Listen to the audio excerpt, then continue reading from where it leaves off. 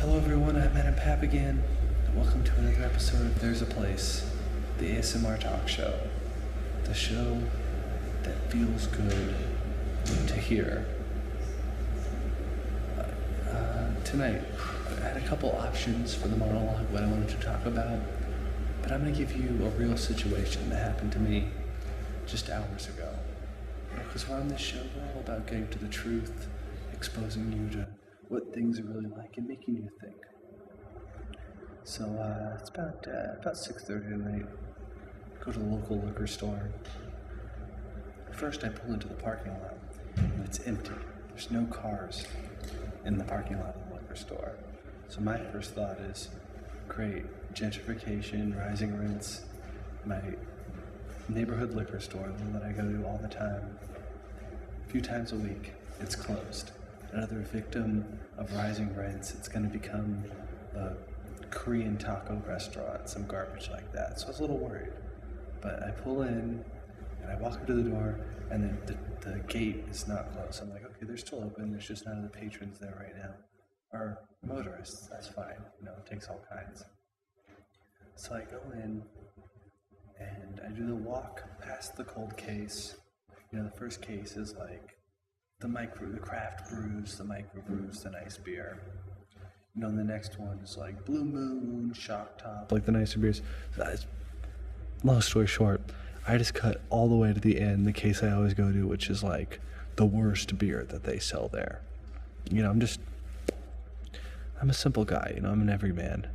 I don't mind having the worst beer. So I get there, and strangely, there's like, I'm not gonna call it a line because it's just me and another guy, but there's a guy in front of me in the cold case. So he takes his left hand and he opens it up, and he's reaching for a 211, but he's like fumbling with it, and he's trying to grab two cans, and it's like taking him kind of a long time. And he turns to me, he's like, "Oh, sorry, I broke my arm, so I can only use my left hand." I was like, "Oh, that's weird." So he grabs his 211s. So I get up there and I'm like, "Well, I'll get 211 too. That sounds pretty good." So I grab mine.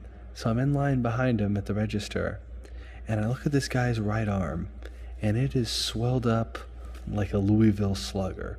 It is like, it's a broken arm. It looks like a tree trunk, like a log. And he's just chilling with his broken arm, buying his malt liquor.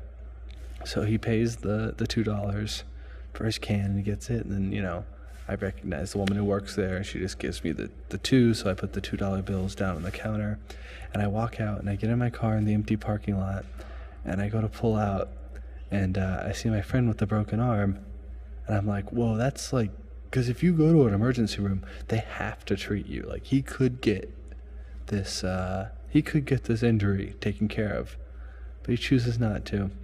So I'm pulling out, and I see this guy, and he uses his good hand, and he cracks the 211, and he takes a sip, and then he starts sobbing. And I was like, wow, how many 211s will it take me to get to this point? Like, how many malt liquors are any of us away from having a broken arm? And it was the cause of his injury and the answer to his pain. So the lesson tonight is, take care of yourself. If you're in a precarious situation, just get it handled. There are no quick fixes. But this term is overused a lot, but the struggle is real. It's tough out there. So be careful, please. My guest tonight is the impresario who runs the Coagula, Coagula Art Journal and Coagula Curatorial in Chinatown. He also hosts a program on this network, dronebox.com, called Modern Art Blitz. Matt Gleason.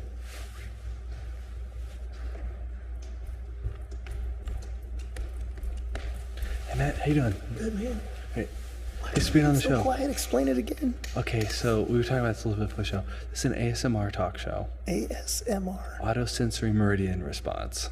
Auto, yeah. Auto sensory meridian response.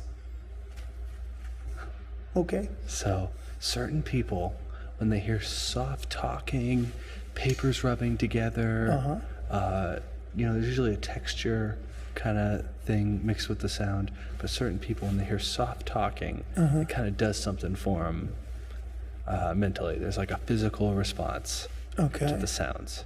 A physical response. Yes, it's all anecdotal, all the studies. Okay.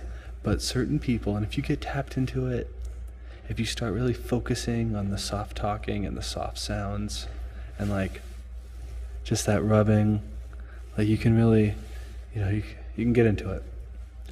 This room is really kind of boomy, it's a big room, so it's kind of the genesis of the ASMR thing, but we took it and we ran with it. Okay. I'm trying to do it. I'm the least soft-talking guy in LA. You'd think so, but I don't know, maybe you can find out something new about yourself tonight. Well, I'm the quiet one of the loud family. Okay, so your whole family is loud? Oh yeah. I was doing a little research about you, for the show. Okay. Yeah, I gotta do my research. Okay, there's a dossier on everyone. Exactly. So let's kind of start at the beginning and then work towards what you're doing now. Cool. Because I think that where you come from says a lot about where you are. You know what I mean? Oh yeah. So you're a SoCal native. Oh yeah. Catholic family. Oh yeah. Oh yeah. You give a sigh as soon as I say Catholic. Why is that? Yeah. Well, I mean, I was raised very Catholic, church every Sunday. My parents had 7 kids, and I went to the seminary. I went to a seminary college. Yes. So, and didn't last long.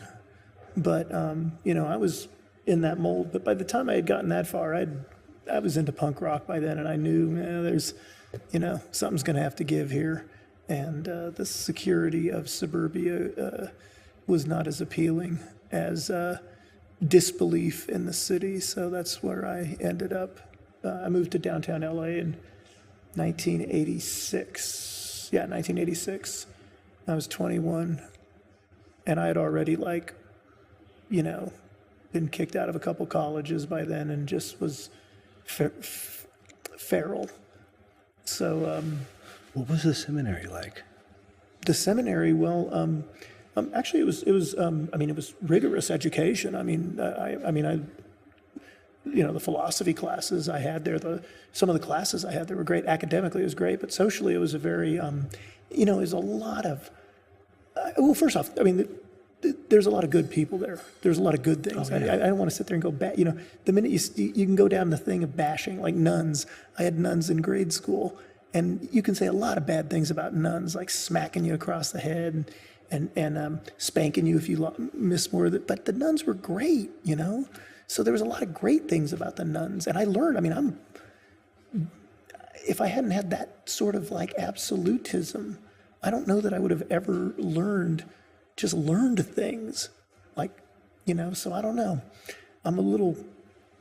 I'm against authority, and yet the oppressive authority of these educational structures, I have to give them their due. As least I don't know that I would have been able to write as well as I do, or think as I do, or even just little things like math.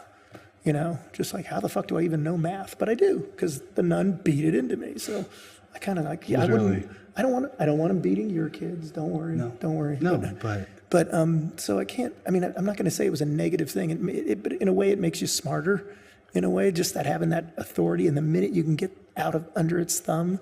So when I went to I went to a college seminary, and a lot of it was great. Some of the people were really great, but some of the people were full of shit, and the hypocrisy there with a lot of let's put it this way: a lot of the people who were there died of AIDS.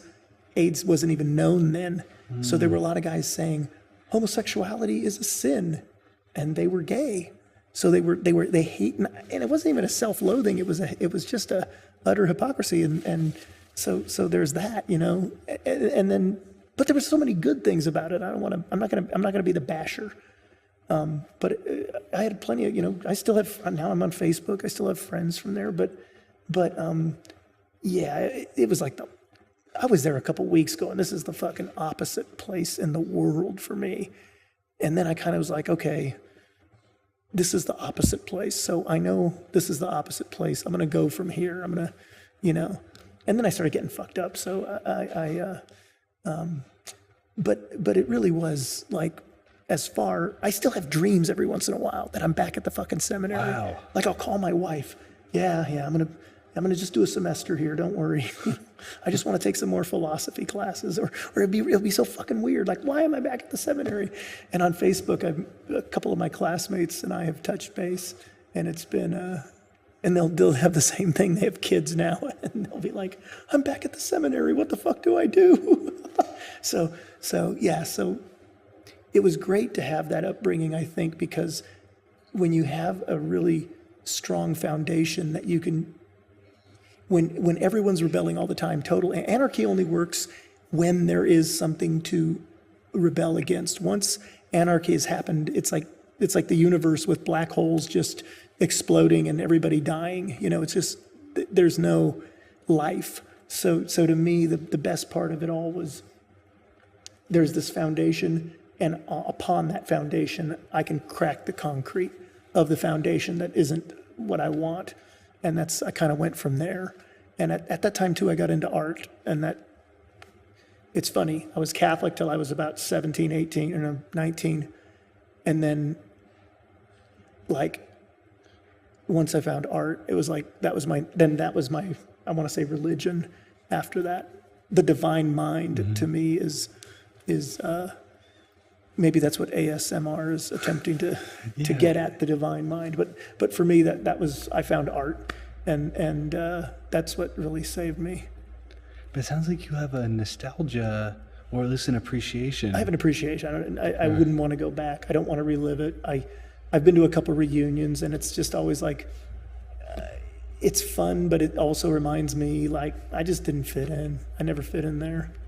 So was it the kind of thing where you knew you weren't going to fit in going into it? It's well, let's give it one last shot.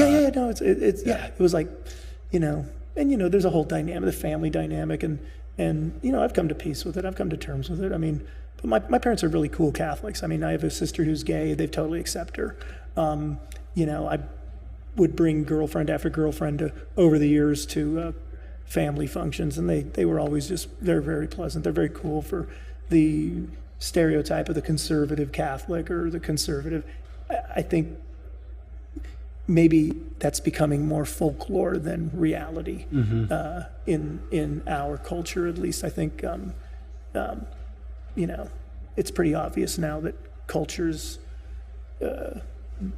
going away from that, just the demographics of the old conservatives dying. So, but I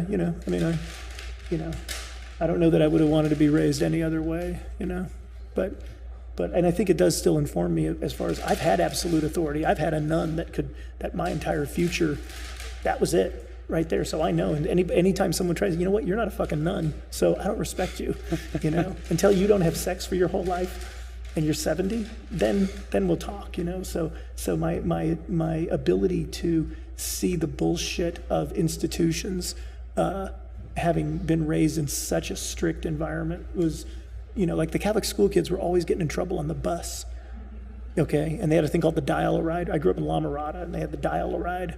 And the dial-a-ride and drivers and the bus drivers would always complain because once you're out of that school, you're just like, yeah, So that was, that was good, knowing that. Like, I've been locked up in a way, and yet that's where they educate you. They if they could beat it into some kids, I wonder if it would help. But I say that as a joke. I wouldn't, if I read a story tomorrow about a teacher beating their kids, I'd be, the first to go, death penalty, something like that.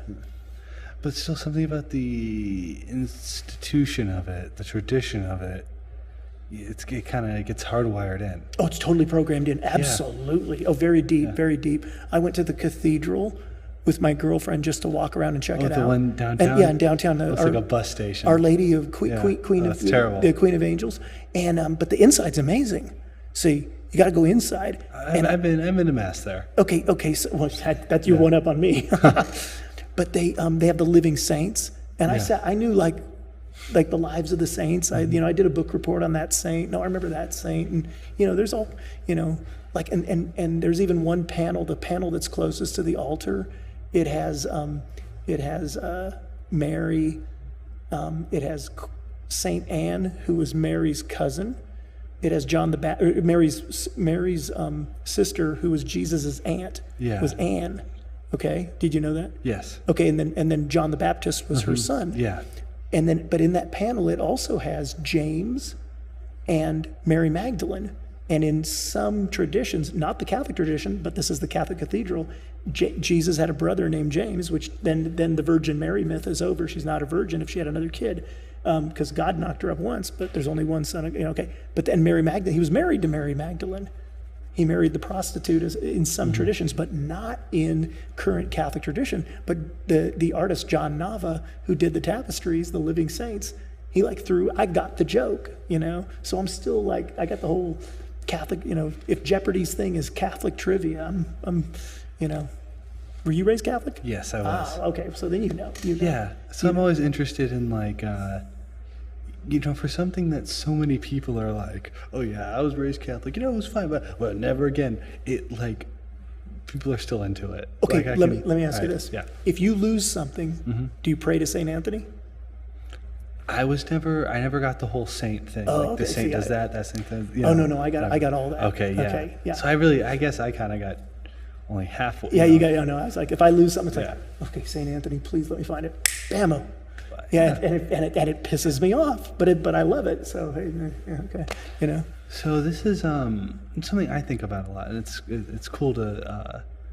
I'm sure you've in seminary you've spent many sleepless nights thinking about this. The not the religious aspects of Catholicism, but the other things it values. Big personalities, right? Like what? Well, like Saint Anthony, like he's a star. Yeah. Mary, she's the best. Oh whatever. yeah. And then like an authority figure, like the priest, that's the guy, the Pope, like looking to somebody, the nun or whatever. So, and then I think we can loop this around to connect it to the art world and like what you do now. I don't know if you knew this, and you are a talk show host now with Modern Art Blitz. Most talk show hosts are Catholic. Really? Stephen Colbert, Jay Leno, Conan O'Brien, Larry Wilmore. Wow. Jimmy Fallon. Wow. Yeah, a lot of them are. Wow. And I think that there's something in that, like, okay, well, the host is like the priest, and he he leads it, and there's like a routine. But then there's also the confession. You see, that's what being that's the host host interview. To me. It's like confess to me. So there's a lot of that. Yeah, I understand. The logic there. And then, do you think that because you're kind of behind the scenes in the art world? Well, in the scene, but you're kind of like a tastemaker. Yeah, I think it's funny how time has changed people's perceptions of me. Because when I started my magazine, Coagula Art Journal, in 1992, I was the ultimate outsider. I was absolute nobody. Nobody knew who I was. People picked up those first issues, and I was standing right next to them. And I remember being in the galleries and watching people, and people were like, who the hell put this together? They didn't know, and it was because it's the art world. It's small and cliquish, but I got to tell you that now what I do, people like have written nasty things about me on Facebook, and they've said I have so much power. I'm like, where? So it's perceptions are. I'm fascinated by the perceptions.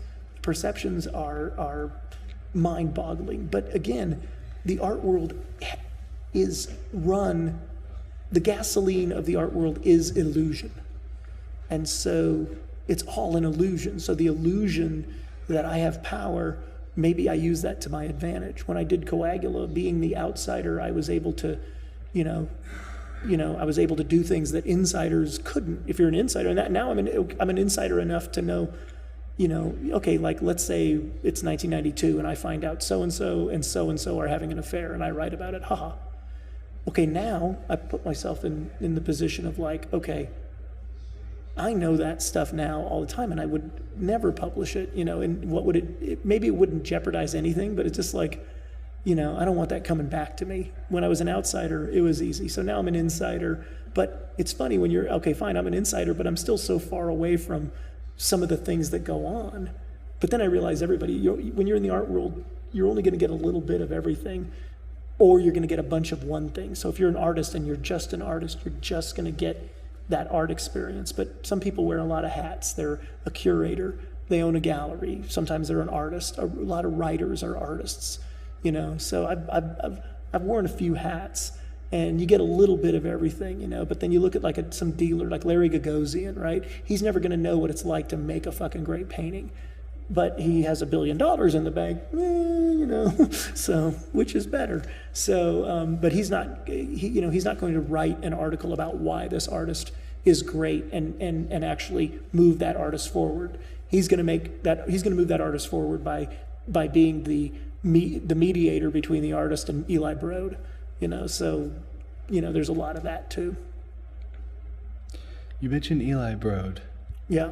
Big philanthropist. What's your opinion on him? Well, Eli Broad is, first look, you know, a philanthropist, yes, no doubt, great. He's done a lot of things. He's given a lot of money to charities. He has a reputation for giving money to charities that he sort of also is able to pull the strings. But, you know, I don't like any of that charter school stuff. That's not my bag at all, politically. But I can't say I really know enough about it but you know, I don't have kids, so I don't have to worry about all the educational stuff, you know. And I'm 51, so, you know, if education is terrible in 30 years, it ain't gonna bother me. I'm gonna be dead. So, you know, the thing about his thing with the museum is like he built a great fucking museum. Now, he didn't pay any taxes. He got a great, you know, thing. But in a way, you know, he did it for art. He didn't, you know, there's the part of me that was the outsider who wants to bash the big guy. And I learned in my time in journalism that you can always go after the biggest target. You'll get the most attention. So it's reflexive, somehow programmed in me to want to go after the guy. But every attack I've seen on him has never been it's never been particularly fair relative to the fact that, you know, there's 100 other billionaires doing grosser things. You know, he wasn't an arms merchant. You know what Eli Broad did? He invented suburbia. Okay. So my theory is he's the father of the McMansion, the suburban. Those are so ugly, you know, suburban sprawl, all the, you know, derided, people hate that. He, at a certain point in collecting art, he realized how terrible what he did was for society, and he feels guilt for making track housing and strip malls and things like that. Well, and so he's trying to absolve himself by making these museums. The Jews did invent guilt, so I can see the guilt. The problem is the Catholics distilled guilt into shame. And see, the problem is if you look at his art collection, he has no shame about having some terrible art. Now, the Broad, I was actually impressed with the Broad. I was ready to hate it. And before the Broad opened, I got interviewed about it. I was like, he has a very generic blue chip collection. But, you know, you walk in there and it's you know, I've been to a lot of fucking art museums, and I'm happy to have this one in this town. And the worst thing you can actually say about the Broad is it killed Mocha. You know, it put the stake in the heart, which is sad in a lot of ways, especially I grew up with Mocha, you know. So I was the 12th ticket ever purchased at Mocha. The first day it was open to the public after all the opening parties. I was the 12th ticket. So in November of 1986. And so, you know, you look at that, you go, well, what's Mocha now? Look, it's across, the Broad's right there. You know, you pull up, which one are you going to go to? You're going to go to the Broad. You know, so, and frankly, we've seen all those Rothkos and Franz Kleins enough times now. So what's Mocha? You know, what is it? You know, it's become like a rich kids club, really. You know, nobody ever picks their on a competition where you're competing and the money goes to charity. Nobody ever picks Mocha as their charity. You know what I mean? It's like it's you know, 6 guys on the board of directors. So at least Eli Broad is Eli Broad. Okay, I can kind of accept that instead of these shadowy figures. You know, it's mimicking Catholicism in a lot of ways. You know, so the bishops behind the scenes pulling the strings and stuff. So, but yeah, I mean, have you been to the Broad? I went to the original Broad. Oh, wow, okay, yeah. I haven't been to the new one. Oh, the new one's sexy. Because there's lines. No, you know, it's actually pretty easy to, if you walk up at, like, say, you definitely don't go on a weekend, But if you go up to the Broad, say it's Wednesday afternoon and you're downtown. Hey, I'm going to go by the Broad. Just go by and say, I forgot my ticket at home. And it's 1:30. They'll say, this is the 1:30 line, but we still have enough room of the people who went in at 1 o'clock. There's still 20 more people can go in. And you'll get cuts, and the people who are responsible, I have my 1:30 ticket. Come on, let me in. But they'll let you in first. So it's easy. I've crashed parties for a living, and it's pretty easy. I figured out their system. Okay.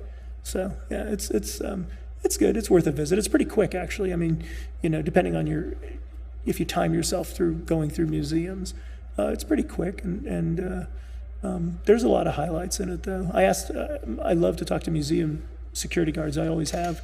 And that's how I used to get tons of my inside information. Most of the gossip I got when I did Coagula over the years, when we would publish the Art World Gossip, I would say that at least half of what I wrote came from the girls at the bookstore at Mocha. Thanks, chicks. But I would go in and chat them up, and they loved to gab, And museum security guards too. Like I asked all the guards at the Broad, hey, what would you say is the most popular artwork here? What do people like the most? And every guard said the same thing. It was a Jeff Koons statue, the porcelain statue of Michael Jackson and Bubbles. Oh yeah. So that's cheating though. It has star power. It's cheating. It has star power, but in a way, and I'm one of Jeff Koons' biggest critics. There's a film, Jeff Koons Beyond Heaven. I'm in it, and I'm pretty much the only negative voice in there. And the guy who filmed me, he filmed me on the last day they were filming, because they said you need somebody critical against him. And they filmed me, and the guy goes, boy, this would have been a lot different movie if I had filmed you on the first day instead of the last day. But you have to give Jeff Koons his due. I mean, his antenna's up. A lot of what he's done is it kind of sums things up. I don't like the look of it, but I'm not a fan of it. I'm not a fan. And the thing I didn't like, the other Broad, a lot of it was just, hey, here's something that's normally this big. Now it's this big. Yeah, my check out this fire truck. Check out this. My line table. on Jeff Koons was he knows one command in Photoshop: enlarge.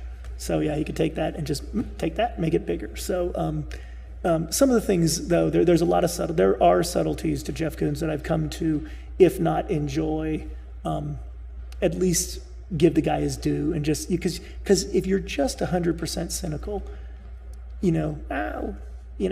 it's terrible. He's fooling all the rich people and taking their money. There's why are you in art then? You can't if you buy that it's a con.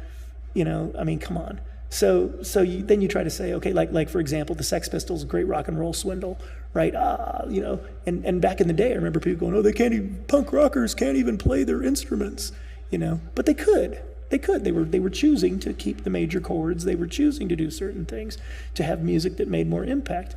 And now we acknowledge it, but at the time people laughed at they liked the Ramones because you would laugh at them because they couldn't play their instruments. So it's not like Jeff Koons is a terrible artist. He knows what he's doing, and there are nuances there, and I can discuss it intelligently, but I don't want to champion him. I don't share his values. So that's really and Eli Broad's collection is pretty much, he's collected with his ears, not his eyes. When you go in there, it's like, oh, Christopher Wool, big artist. Who cares? Do you care? Do you care? Christopher Wool's terrible. Am I screaming? Is it for the show? Great. Am I screaming? No. But there it is. And in the slick thing at the Broad, it looks good. It's a pity that there's probably $8 million worth of inventory there that but we all have taste. What would have been good? We know that Eli Broad has just listened to his advisors. He doesn't necessarily have taste of like, oh, look at he could never tell you the nuances of a Jeff Koons, which is a pity. But look, the guy's a patron for the arts. He could have bought the Dodgers, but instead he built the Broad. So, you know what I mean? There's a greater good from it. Oh yeah. Even if he doesn't get the art, there's something acting through him, even if it's unconscious or. Look, art. These guys, they buy and sell the stuff too. So there's the idea of, I'm going to buy 10. If you base it on current prices of Basquiat's. Yeah. I mean, that guy, I mean, he basically for, $40,000 in 1987, he bought, or maybe 84, for $40,000, he has something worth over $400 million now. So it's like, there's ulterior motives there too. It isn't all, I'm just a saint of saints. There's not that thing, There's a story on 60 Minutes a couple years ago that was like, it was like the third story they do, so kind of like the fluffy human interest story. But they went to New York and they went to Chelsea and they looked at the art galleries. And the statement of the story was like, check out this painting. It's $1 million. Can you believe that? Can you believe people pay $1 million for this? It was very journalistic, just like, hey, did you know this was going on? There's homeless people in your city, but these paint splatters cost $1 million. How much of the art world is that? Is hype? Is just, like you said, just like collecting with your ears? Is maybe not like a profound statement? Is that what the art is that the true art? Is the spin? No. The thing about art is the cream, we would hope, eventually rises. So you have to remember that especially when Chelsea's probably the ultimate laboratory. You can walk around and see all of the hype out there, yes. But okay, go back 2 years. Oh, here's a classic. This is probably the best way. Go to a Whitney biennial, okay, and take everybody's name.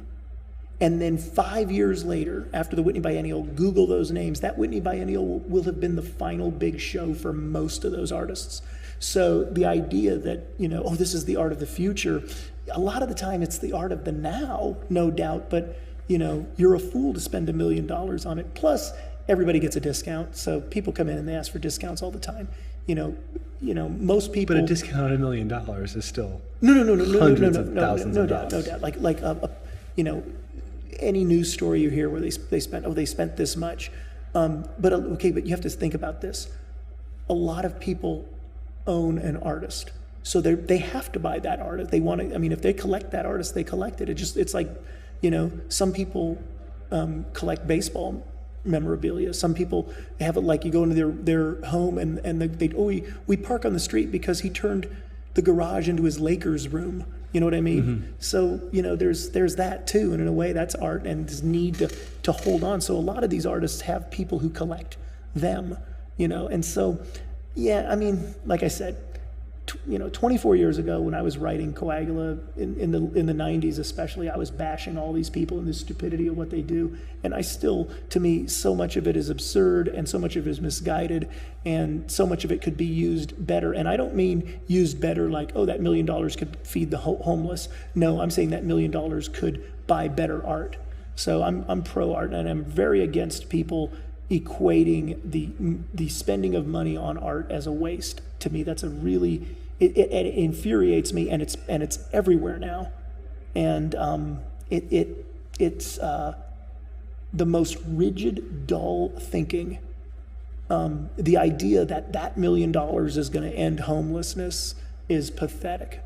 And what are you going to do? Donate it to a homeless charity? Gosh, 70% of that's going to go to administrative costs of that charity.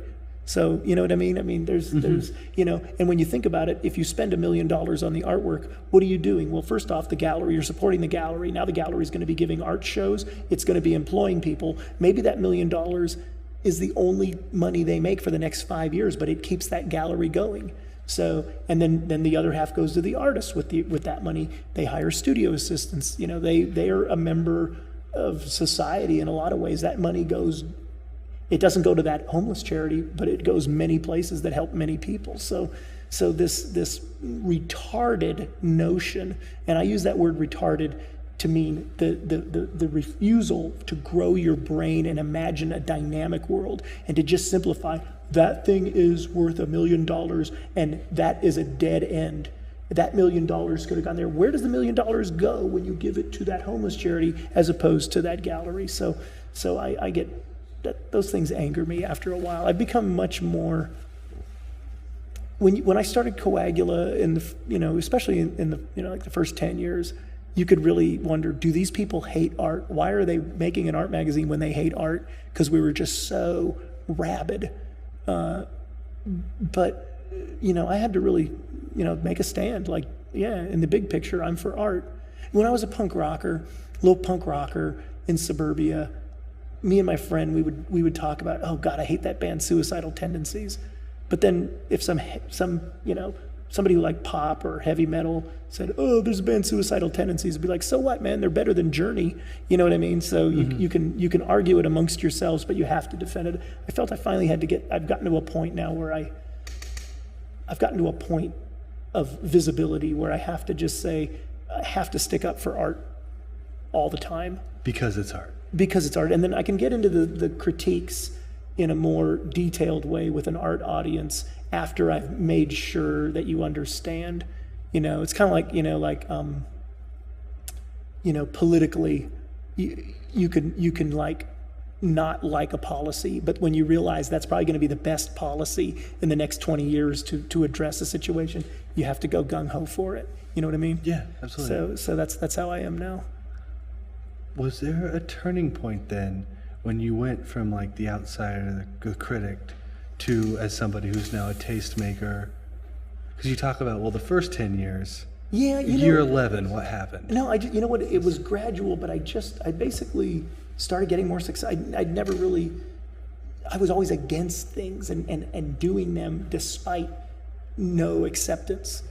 And then I started getting accepted. Coagula became very accepted.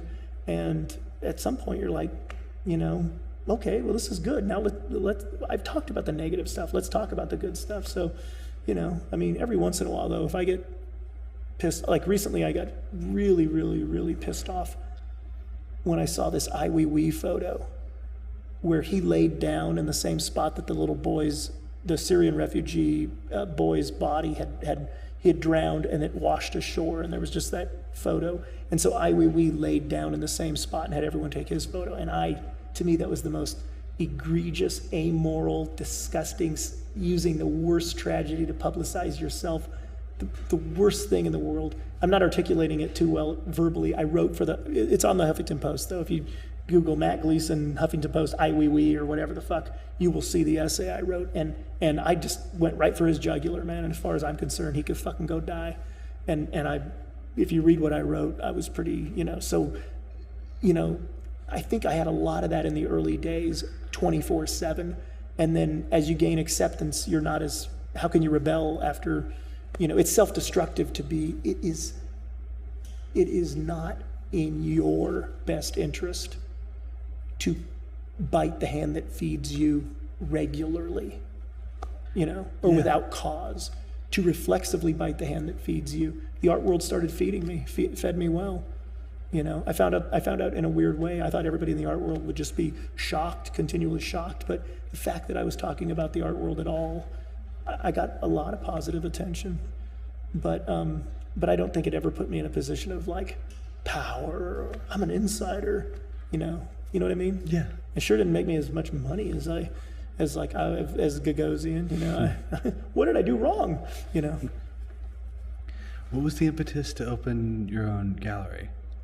Well, in about 2009, I had to take the magazine digital because the ad revenue had just dried up. Print was a really, and the recession too. Mm-hmm.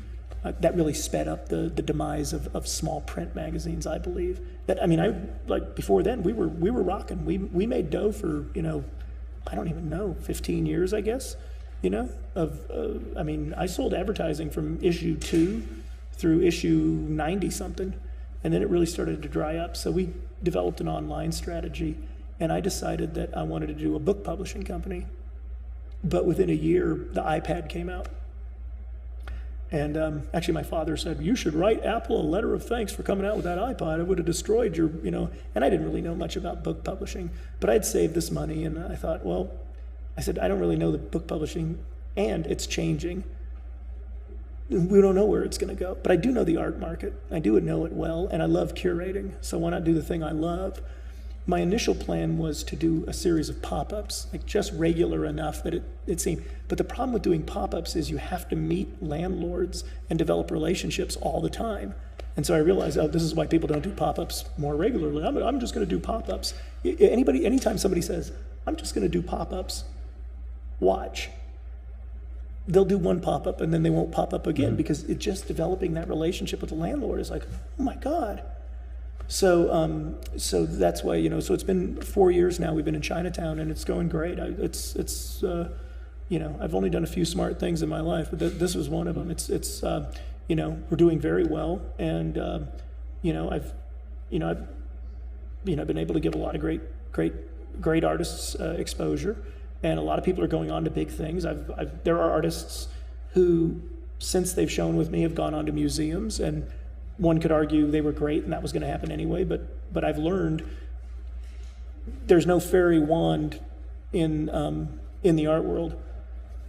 There's no the fairy gallery godmother doesn't come, you have to go out and earn it. So when somebody's fighting for you, as I do for my artists, that really speeds things up. So there's people now who've had, other gallery shows. They've gotten write-ups and museum shows and being in great collections that wouldn't have happened without me. So that, after years of tearing things down, even in a way that inspired people to, it wasn't completely negative, the destructive urge of Coagula, because a lot of people felt, oh, good, someone's attacking the art world. I can go on. So, So it's evolution. Yeah. But a resurrection, if you will. A resurrection. Yeah. It all comes back to that. Yes, yeah, the transfiguration. Yes, exactly. Transubstantiation. Well, Matt, thank you so much for coming on the show. It was a blast. Do you have a show opening at the gallery that you want to plug? May 28th, all the Chinatown galleries are going to open.